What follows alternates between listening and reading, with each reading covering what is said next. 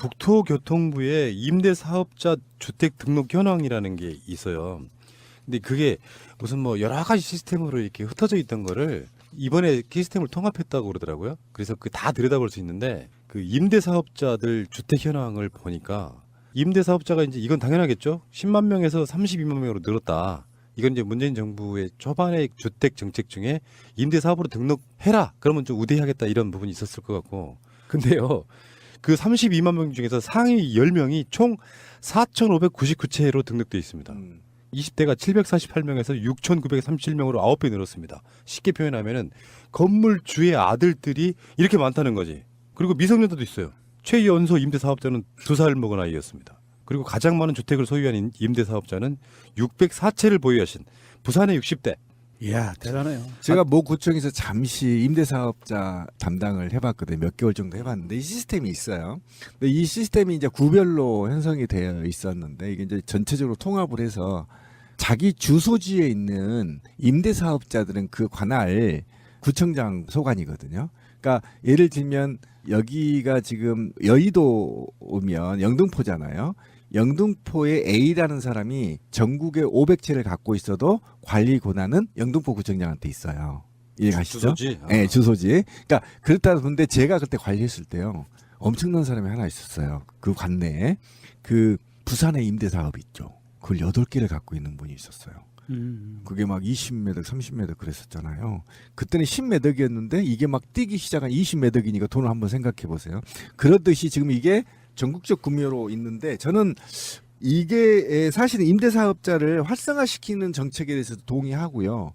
그리고 활성화시키면서 그것을 어떻게 하면 제도적 제도권으로 지금 문재인 대통령 정책처럼 제도권을 정확히 세금 내고 수입을 얻을 수 있도록 정확하게 좀 명문화한다는 측면에서 또는 제도화했다는 측면에서 저는 높게 평가를 하는데 이게 이제 자본주의 사회에서는 이게 무작정 매도할 수는 없는 건데 이제 어린 아이들한테 이렇게 임대 사업을 맡긴 거는 그만큼 이제 세금을 내야 되기 때문에 저는 바람직하다. 그런데 너무하죠. 2살짜리한테 임대 사업자 만드는 거. 그러니까 이제 우리가 다른 에피소드 그런 비슷한 얘기를 했는데 정치인들도 임대 사업하는 분들 꽤 있고요. 근데 이런 임대는 대부분 다 월세 장사거든요. 월세죠. 남한테 넘기면 그 자기가 주택이 아닌 거지. 판매가 아니고 집을 뭐 604채 갖고 있으면서 벌어들이는 그 월세 수익은 어마어마하겠죠, 진짜. 그렇죠. 604채면 그냥 통상적으로 우리 서민의 생각으로 보면 한 채당 월세 50만 원이면 얼마일까요? 계산하지 마요. 300만 원, 살고 싶지 3천만 원, 않아. 3억. 월세로 3억 정도의 수익이 발생하는 이 사람 세금은 제대로 내나? 그러니까 집 자체를 그 이익의 대상으로 보지 말아야 된다는 게 시대적 이제 흐름이 시작됐다라고 보면은 임대 사업자라는 거. 그 임대 사업이라고 하면 그 사람 집이란 뜻이잖아요. 그러니까 그 사람 이름으로 명의로 된 집이 604채나 있다는 거죠. 그렇죠. 이제 이게 이 통계를 보고 우리가 그냥 분노만 해서 끝날 문제가 아닙니다. 좀 깊이 들여다봐야 되는데 이 통계에서 보면 20대가 748명에서 6,937명으로 9배가 늘었다 그랬잖아요. 상위 10명이 총 4,599채를 등록을 하고 있고 미성년자 증여가 늘어나는 거예요. 왜 이런 현상이 벌어지냐 하면 아무것도 아닙니다. 하나는 부동산 시장을 굉장히 지금 정부에서는 강하게 밀고 있잖아요. 그럼에도 불구하고 이거를 그냥 팔아서 없어지는 것보다 내 아들한테 딸한테 손자한테 주는 것이 이익이야. 왜? 세금이 작으니까. 라는 판단을 한 거예요. 그래서 20대에게 이렇게 갑자기 9배가 늘어나는 증여 행위가 벌어진 겁니다. 이거 증여지 뭐 20대가 무슨 돈으로 집을 사요. 그러니까 증여를 받은 거거든요. 그러면 이 상황을 우리가 데이터를 보고 할 수 있는 방법은 딱 하나예요. 이 상황을 없애기 위해서는 보유세를 엄격하게 매겨야 된다는 겁니다. 부동산 보유세를 엄격하게 매겨서 빙고. 부동산을 보유하고 있는 것이 내가 자산을 늘리는 방법이 아니구나라는 판단을 사람들한테 주게 해야 되는 거죠. 그러니까 이게 이제 그 얘기를 조금만 해봐야 되는데 여기에 임대사업자를 국토부는 저는 분석해야 된다고 생각합니다. 왜 그러냐면 갭 투자를 통해서 지금 임대사업을 하고 있는 것인지 또는 이것이 미성년자에 관련해서 이제 국토부 의견은 이분들이 사실은 미성년자들 임대사업을 할 수 없도록 법률 개정을 하겠다는 거 아닙니까? 그러니까 그렇다고 친다면 나머지 이제 20대, 30대, 40대, 50대, 60대들인데 이거를 이제 면밀히 저는 임대사업을 부자가 진짜 임대사업을 하고 있는 것인지 아니면 노후 보장을 위해서 임대사업을 하고 있는 것인지를 분석해서 사회보장제도와 함께 맞물려서 아까 명종님이 말씀 잘하셨는데 이젠 주택은 더 이상 투자의 대상이 아니고 노후 보장의 대상이 아닌 주거의 대상이고 공공의 개념을 가져야 된다라는 것을 같이 맞물려서 홍보를 해야 된다는 것이죠. 그러니까 유럽처럼 사실은 사회보장제도가 강화된 나라든 아까 말한 보유세 엄청 때려버리잖아요. 네, 맞아요. 예. 그래 가질래야 가질 수도 없는 거예요. 집을 가질 필요도 없고. 그 내가 그렇잖아요. 집이 여러 채가 있는데 예. 부동산 정책이 강화된다 그러면 빨리빨리 팔아서 그렇죠. 부동산 전체적인 가격이 순기능을 할 수 있게 그- 해야 되는데 예. 지금은 그냥 갖고 있어도 자, 된다는 얘기예요. 그런데 지금은 이게 사실은 우리가 저는 이 통계를 믿지 않는 이유가 뭐냐면요. 다가구 다세대가 있는데요.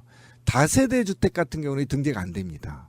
그러면 다세대 같은 경우는 지금 우리 어르신들이 있잖아요. 빌라 지어가지고 노후 보장하려고 다 월세 주고 있잖아요. 솔직히 주변에 많이 있지 않습니까? 그러니까 이것까지 전부 다 파악이 돼야 된다는 겁니다. 그러면 대차대조표를 만들어서 이게 사회보장제 어떤 역할이 있는 것인지 그리고 이것이 과연 그만한 가치가 있는 것인지를 파악해서 종합적인 부동산 대책을 내놔야만 저도 사실은 그런 생각을 하고 있거든요. 나이 먹으면 아파트 팔아서 빌라 지어서 세나 넣고 먹자.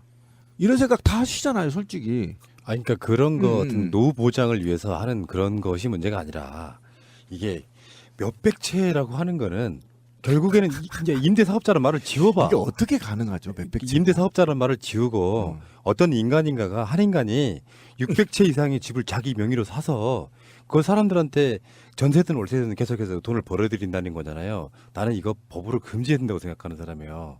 왜냐하면 이 토지 공개념이라든지 이런 어떤 헌법적 가치로 보면 이것은 사회의 교란행위에 가까운 겁니다. 맞아요. 이것을 임대 사업자라는 이름으로 그냥 포장돼 있는 것뿐이지. 자본주의이기 때문에 그게 가능한 거죠. 아, 저는 근데 좀 근데 의심스러운 600채를 어떻게 가질 수 있죠? 의심스러운 게 604채를 갖고 있는 60대 부산의 60대라고 나오는데요. 저는 이 사람이 이순자의 그 차명 아닙니까? 전두환 마누라 이순자가 옛날에 부동산 투기에 강남 투기에 그 유명한 사람이었잖아요. 빨간 바지. 강남의 빨간 바지였는데 이순자가 이 사람이 그 차명으로 보유하고 있는 거 아닌가 하는 의심도 생기네요. 또 열받는 건 아까 그 2살짜리 있었잖아요. 법을 좀 강화해야 되겠지만 증여세 피하려고 아예 그 2살짜리한테 그거를 물려주는 어떤 이런 형태의 비열함 또 어떻게 해야 돼 이거를. 재산이기 때문에 2살이건 1살이건 물려줄 수는 있는데 이 2살 1살짜리가 임대사업자 등록을 한다는 건 굉장히 심각한 법의 허점인 거죠. 이건 빨리 고쳐야죠. 예. 왜냐하면 미성년자는요 본인의 의사대로 사업을 할 수가 없는 존재예요. 미성년자는 법적 권한이 없습니다. 그러면 누가 갖고 있어요? 친권자가 갖고 있어요. 부모님, 할아버지, 할머니. 이 사람들이 재산권을 행사할 수 있는 권한이 있는 거거든요. 그러면 실질적으로 이거 명의만 2살짜리한테 줬다 뿐이지 이거에 관리라든지 처분이라든지 모든 권한은 그 부모나 할아버지가 할머니가 갖고 있는 거예요. 근데 약간 그 신비님이 그런 얘기 하셨는데요. 갭 투자. 네. 말하자면 자기 돈이 아닌 돈을 은행 돈을 계속 끌어다가 집 사고 그랬잖아. 그걸 지금 못하게 막는 거고. 그러니까 그런 식으로 수십 년 동안 재산을 불려왔을 가능성이 있죠.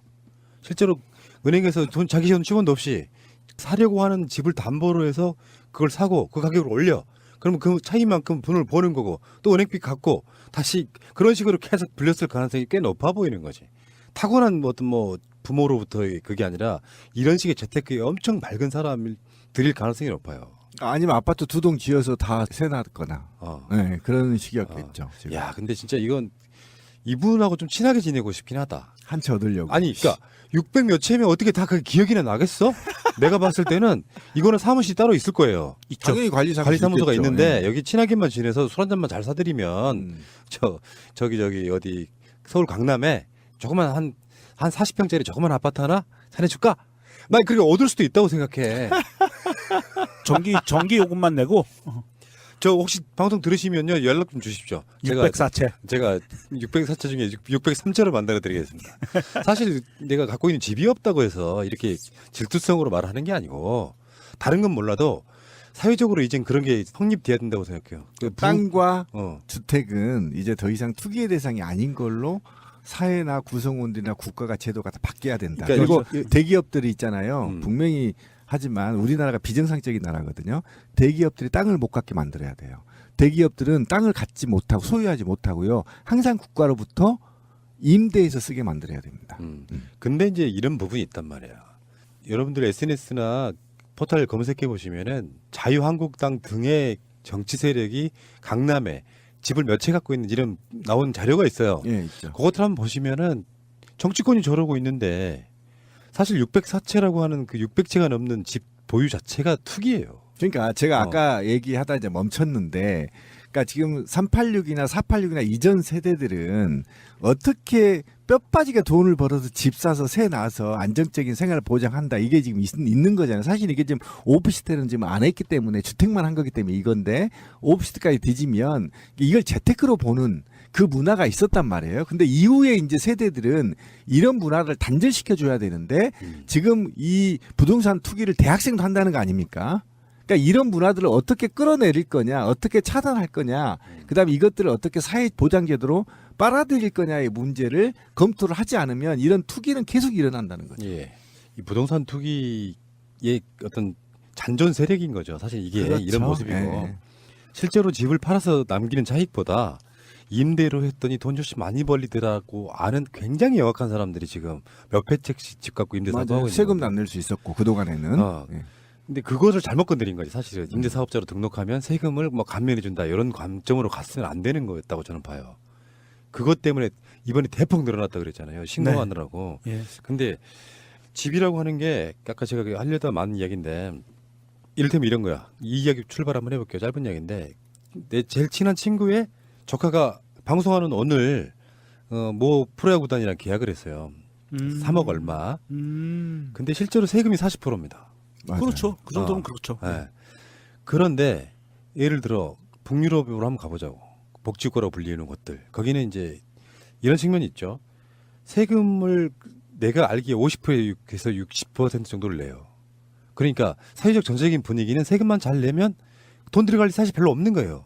그러니까 어떤 게 형성이 되냐면 현찰이 많거나 뭐 땅이 많거나 하는 식으로 그 사람이 사회적으로 보이면 부도덕하게 본다는 거예요. 맞아요. 세금을 탈세했을 가능성이 높은 사람으로 본다는 거예요. 그런 것처럼 집이 이 동네에 보면요, 그 우리들이 막 가는 그 이 주위에 빌딩들 있잖아요. 커피숍이나 이런 빌딩 중에 11채가 한 사람 거예요. 근데 그게 뭐 부럽다 이런 건 차원을 떠나가지고 그런 사람들이 그런 방식으로 어떤 재산을 늘려갔을 때 정말로 세금 제대로 내고 했겠느냐 하는 부분도 있고요. 최소한 주택뿐만 아니라 어떤 빌딩이든 어떤 거든 간에 자본주의 국가에서 뭐 계속 매입을 했겠죠. 빌딩들이 나오는 족족 매입하고 그러면서 부자가 됐겠지만 그게 사실은 우리 같은 보통 사람들이 직장 다니면서 월급 받아가지고 모은 돈이 아니잖아요. 가격 왕창 뛰어게 해서 이 빌딩 샀더니 1년 만에 한 10억이 더 늘어났다. 뭐 이런 식으로 돈 벌었던 사람들인 거잖아요. 이런 사람들이 사회적으로 부도덕한 사람으로 인식되게 만드는 사회적 문화를 만들어야 되는데 아직도 부러워하잖아. 맞아요. 이제 그 문화 얘기가 저는 이제 가슴에 와 닿는 건데, 그러니까 문화라는 건 저는 이렇게 이해하면 될 것 같아요. 자본주의나 민주주의는 게임의 룰의 공정함이거든요. 공평이 아닙니다. 공정함. 그러니까 부자와 가난한 사람이든 집이 있든 없는 사람이든 게임의 룰은 공정해야 되는 거예요. 0m에서 시작해야 됩니다. 그러니까 돈 많은 놈 50m에서 시작하면 100m를 이길 수가 없는 거잖아요. 근데 제가 말한 공정함은 뭐냐면요. 우리나라에서는요, 주택에서 마진율이 높아요. 그런데 아까 북유럽 얘기했잖아요. 집 장사를 하든 껌을 팔든 마진율이 거의 비슷해. 저도 그런 생각을 지울 수가 없어. 내 머리에 지금. 내 지금 회직돼 가지고 보험이 안 되는 거잖아. 국민연금도 못 되고 공무원연금도 안 되잖아요. 그럼 내가 노후에 살 수 있는 방법은 지금 있는 아파트 팔아서 빌라 지어서 월세 주는 것밖에 없어요. 그럼 4개 주면 200만 원 벌어서 나 노후 보장 할래. 이 생각을 나도 지울 수 없는 건데 그러면 어떻게 할 거냐의 문제에서 아까 권 PD가 얘기한 대로 그러면 주택을 사든 마진율이 20%더라. 껌을 팔아서 돈을 벌어도 20%더라. 이런 사회적 문화를 바꿔야 된다는 게 동의한다는 게. 그러니까 무슨 일을 하도 집을 갖고 있는 새끼나 그냥 나 껌팔을 하나 똑같이 부를 가질 수 있는 노력만 하면 내가 50m에 가서 뛰라는 거 아니잖아. 0m에서 시작하되 내가 벌어도 쟤네들과 비율이 똑같이 벌 거면 사회적 룰이 만들어야 된다면 그게 바로 권 PD가 얘기한 문화를 형성하는데 우리가 앞장서야 된다 앞으로는. 그 법의 제도의 허점 때문에 그렇죠. 자기 돈 10원도 안 들고 은행에 가서 돈만 잘 빌리면은 집이 수십 채가 생기는 이런 식의 문화를 지금까지 가져왔었잖아요. 그렇죠.